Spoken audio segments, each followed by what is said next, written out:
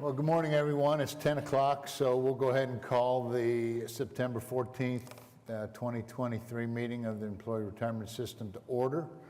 Item number 2 on our agenda this morning is to approve the minutes of the meeting of August 10th, 2023.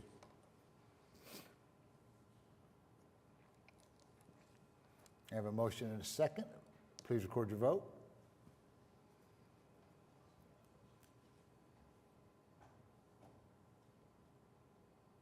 Yes, for me.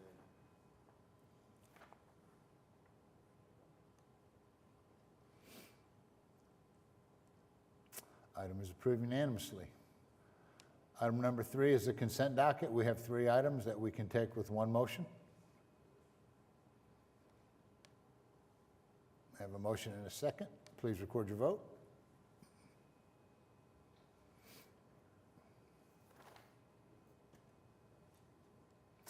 Item is approved unanimously.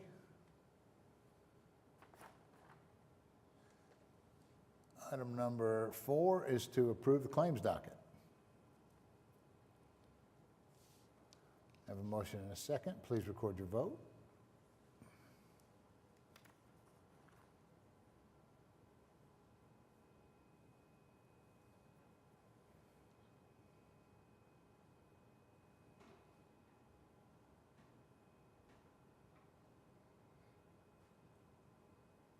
Wait now.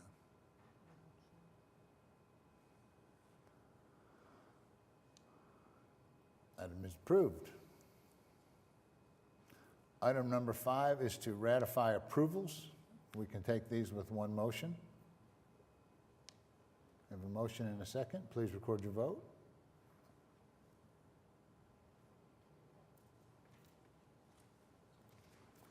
Item is approved.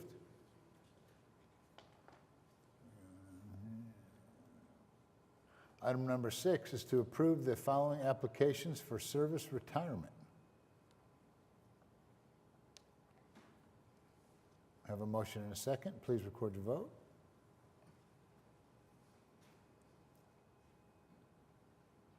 Item is approved.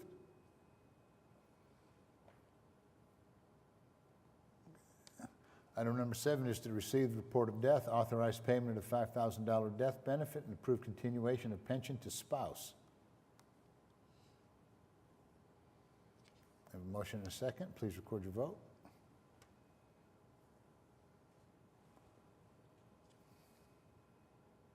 Item is approved. Let's see, scroll down. Item number 8. Receive report of death, authorize payment of the $5,000 death benefit, and authorize secretary to make necessary changes to conform on the following.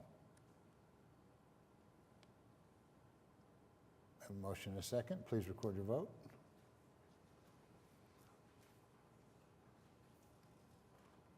Item is approved.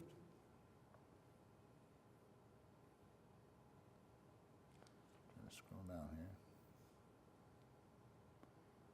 Item number 9 is to approve the following application of vested rights.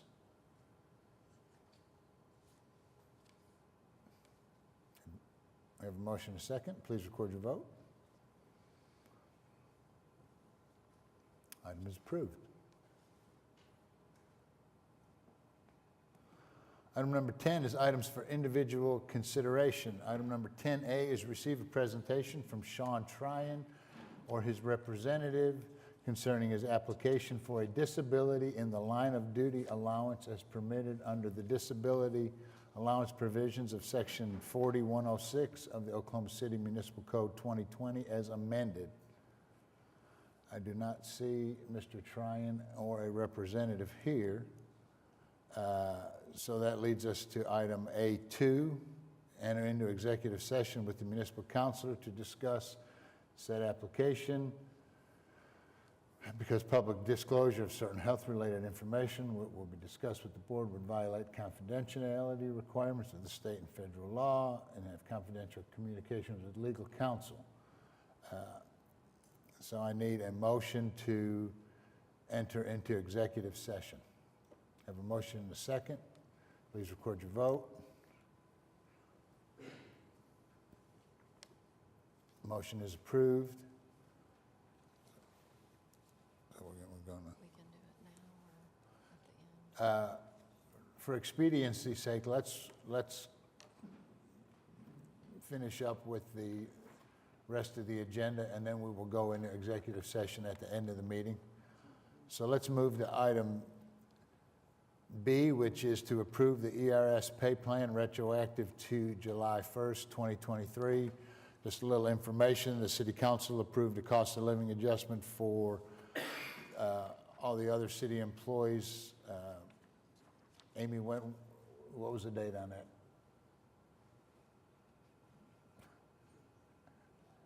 I should know, but One. It was early. about a month ago, Yep. August 29th, and this is just our action to give our 3 employees that same cost of living adjustment. Does anyone have any questions? Hearing none, Chair will entertain a motion on item B. I have a motion and a second. Please record your vote.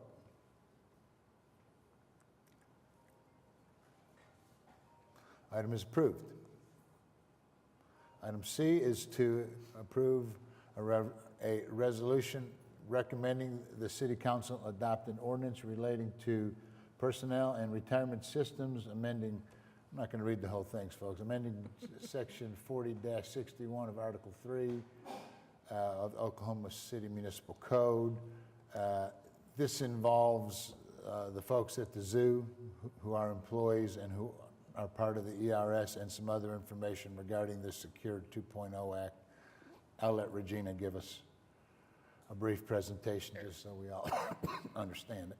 So our tax counsel, Cindy Burley, drafted municipal code change. Good morning, by the way. Regina Story. Good morning, Chair and board members. Our tax counsel, Cindy Burley, drafted these municipal code changes to align with the new Secure Act 2.0 that was passed last December. The Secure Act impacts that are in here are the changes to the required minimum distribution language and changes to public safety plans.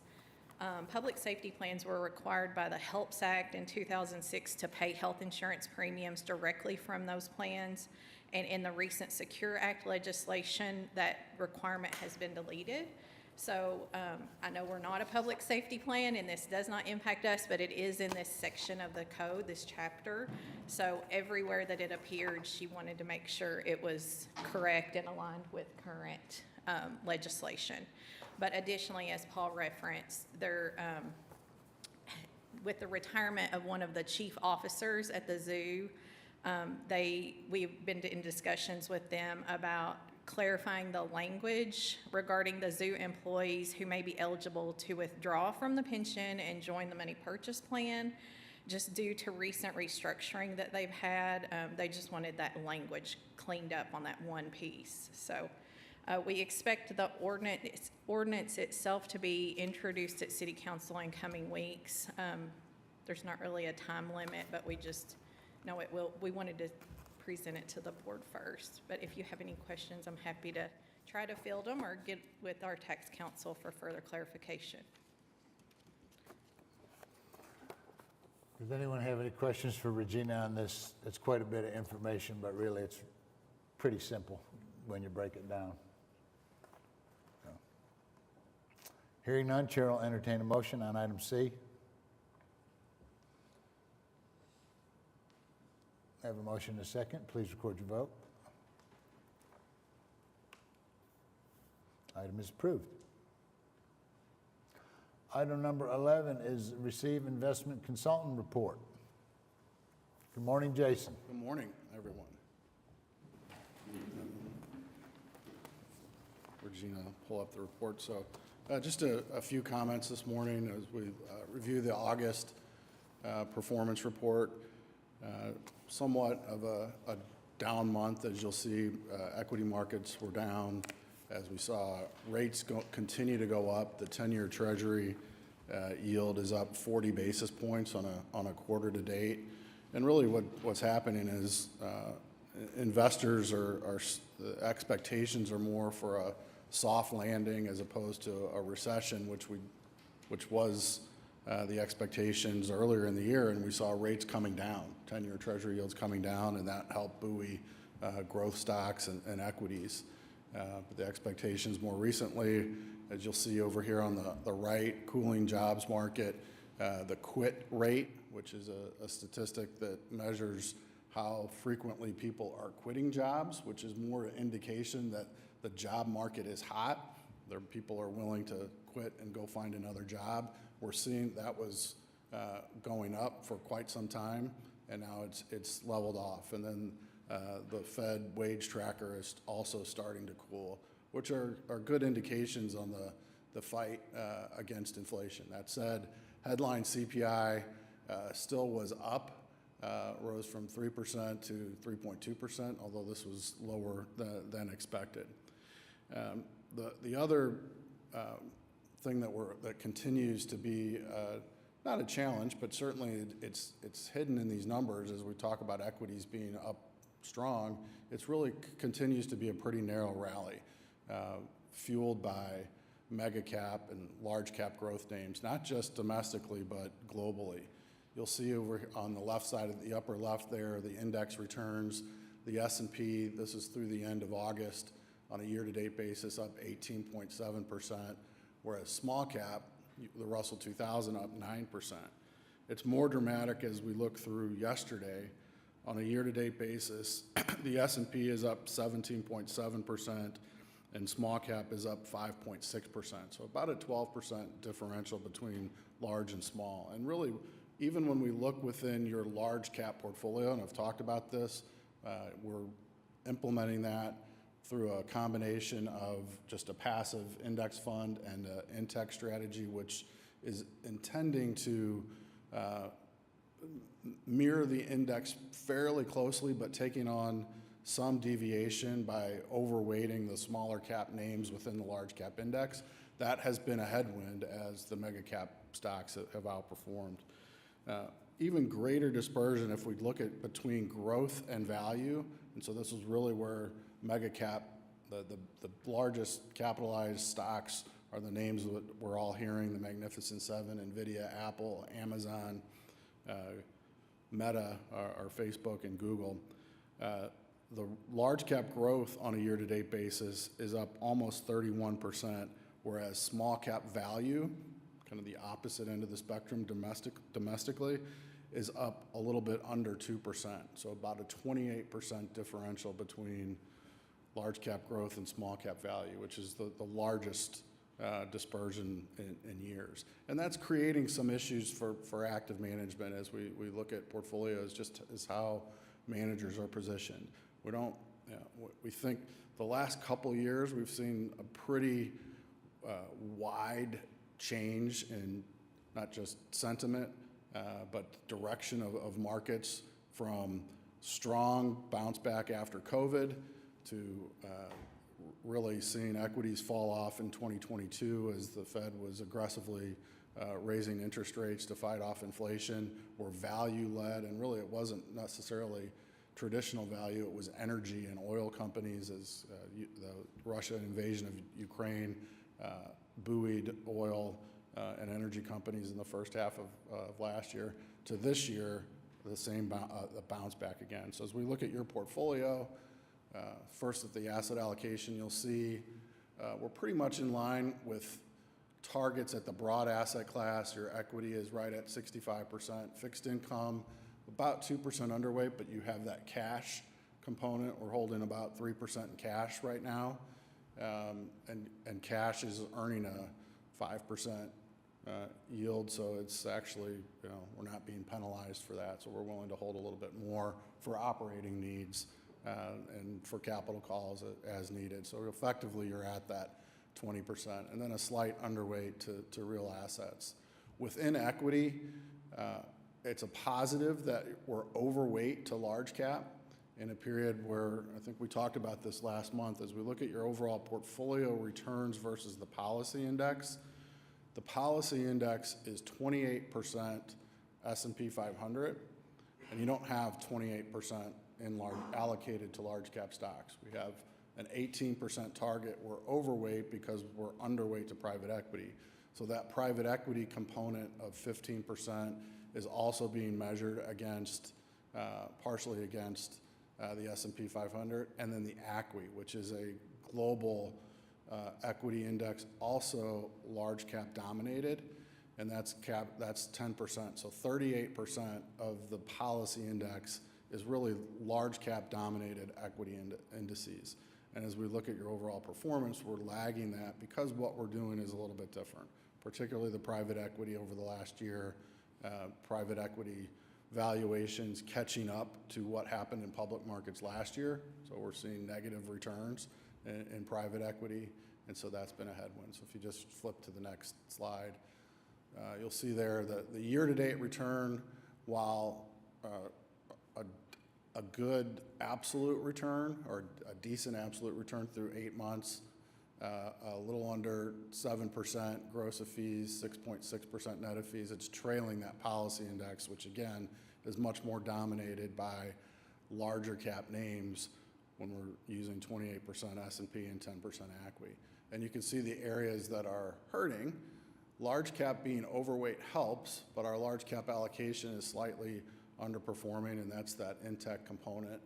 The long short equity, which is designed to be provide protection in down markets and be a hedge long term, good absolute returns up 9%, but relative to ACWI, a long only benchmark, that's up 15%. So that hedged nature of that is causing about 6% dispersion. And then private equity, that's the big outlier in the short term, year to date and 1 year.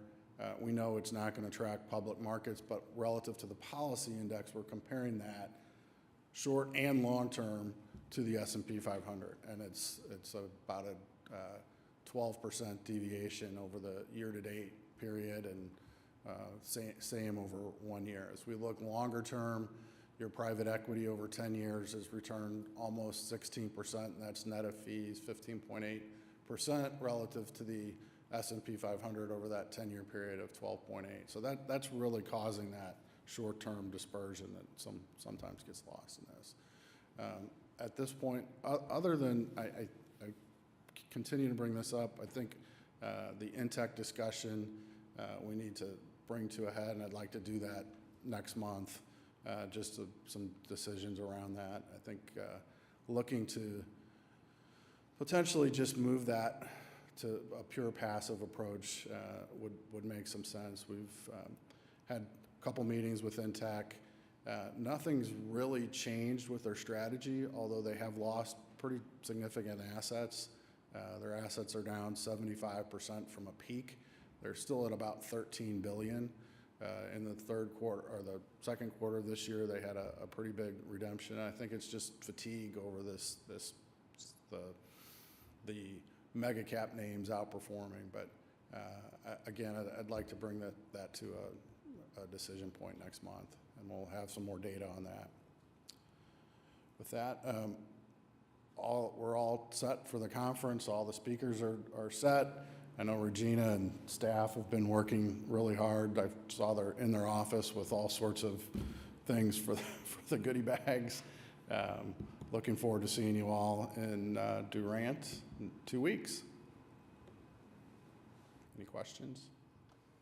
Anyone have any questions for Jason?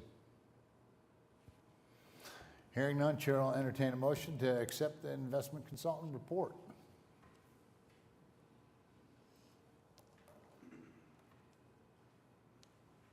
I have a motion and a second. Please record your vote. Oh, yeah, vote upon. Motion is approved.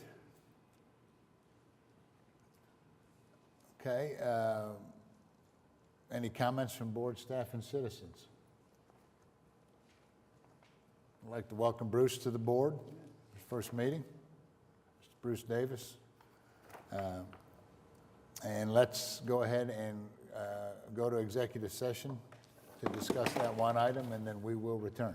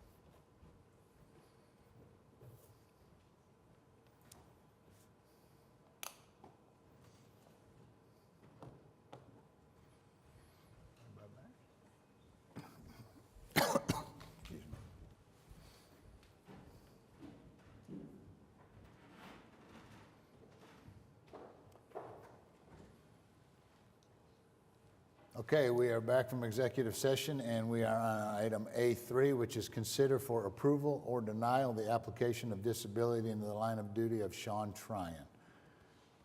Chair will entertain a motion. I need somebody to verbalize.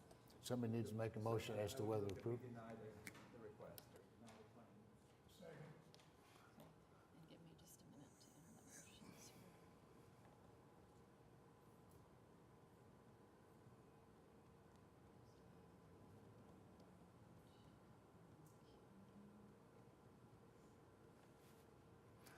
We have a motion and a second to deny the application. Chair will entertain, or, I'm sorry, please record your vote.